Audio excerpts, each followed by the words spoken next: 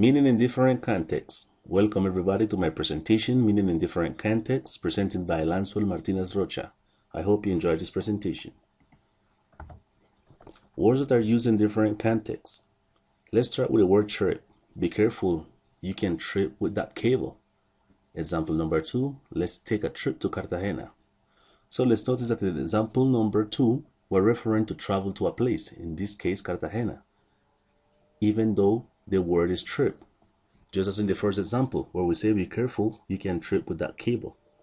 In this case, we're referring that you're supposed to be careful because something's on the floor and you can hit yourself with it. Now, let's continue with the word bow. Bow can be referring to a gift bow, for example, or referring to a weapon used to throw arrows, or as we can see in this picture at the left part of your screen, an action of greeting, as is used in countries such as Japan. In this action of greeting, you bend your head or your body over and lean forward.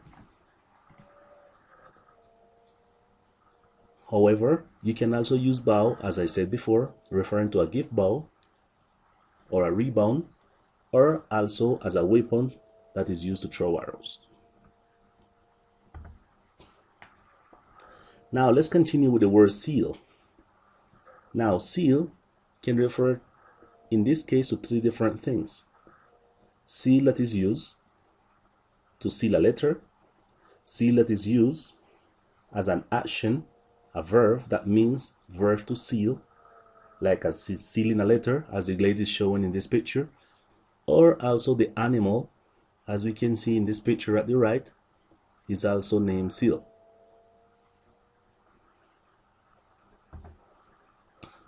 Now the word fan. Fan can be a device for creating current of air or a breeze, as we use in many houses. However, fan can also have another meaning.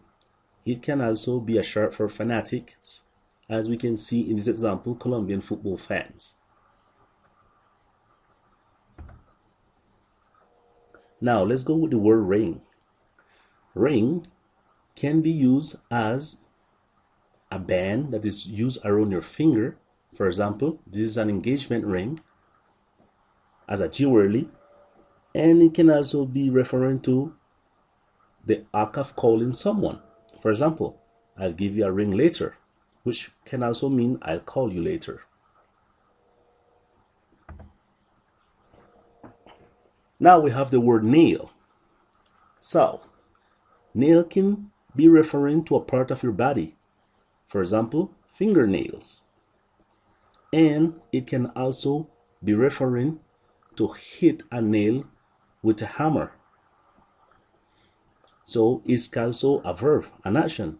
Hitting a nail with a hammer is called in English to nail something. And also a noun, that it means this metal object that is normally hit with a hammer, that's called nail as well. So let's go with the word can. Let's start with one of the meanings, which is a modal verb that refers to the ability of doing something. As you can see in this picture, there is a girl telling his brother, I'm your sister, you can't fool me. And there's another use of the word can. For example, a garbage container, or a container for soda, beer, or other beverage. So it can be a beverage container, it can be a garbage container, it can be another type of container that is called can as well, or it can also be a modal verb referring to ability. Now let's go with the word bear. Now bear can be referring to an animal, as a grizzly bear was a polar bear, for example. And it can also mean the action of bearing something or bearing a situation.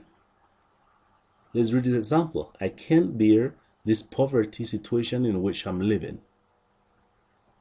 Or in another context, be careful with the bears. They're very dangerous when they're hungry. Now, Let's see why this happens in English. English, such as many languages, you have homonym words, you have homophone words, and you have homograph words. So homonym words mean multiple meaning words, and homophone words mean words that sound alike. Homograph words mean that they have the same spelling, different pronunciation, different meaning. So basically homonym words means that they have the same spelling, okay, same pronunciation, but they have different meaning.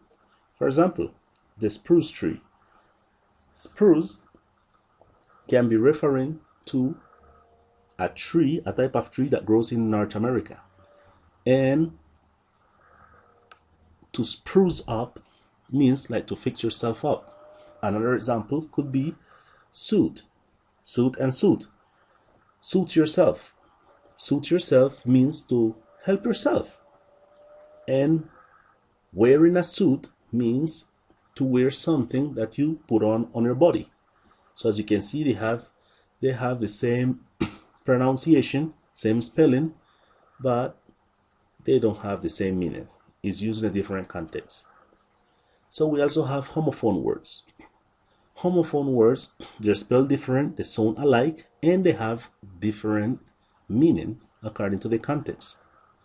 For example, let's go with two, and two. I want to go. I like it too. 1 plus 1 is 2.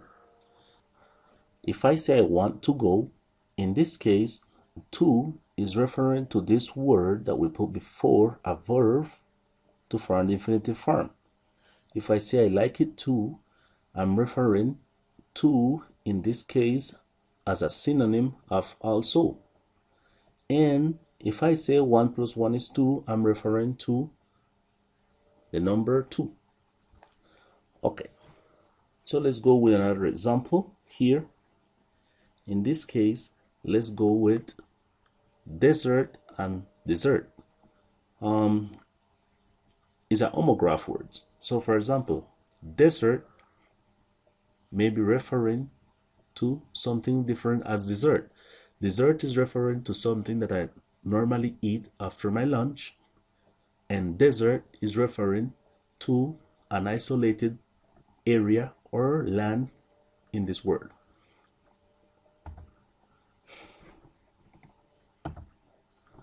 Okay, so we also have some sentences sometimes that has different meaning.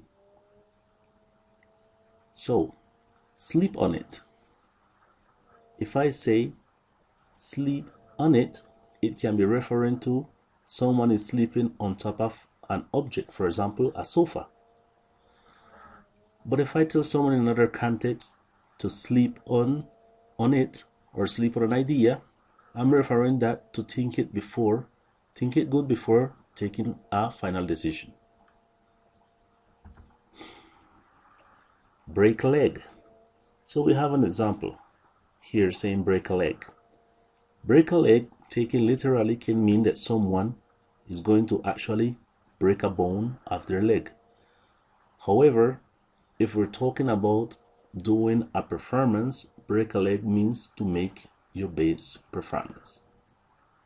It means to do your best performance.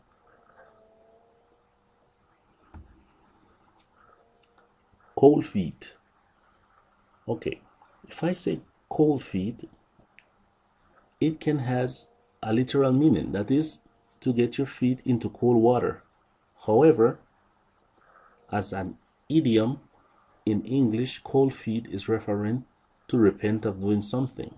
It's commonly used when people repent of getting married. Then they're called this situation as getting cold feeted.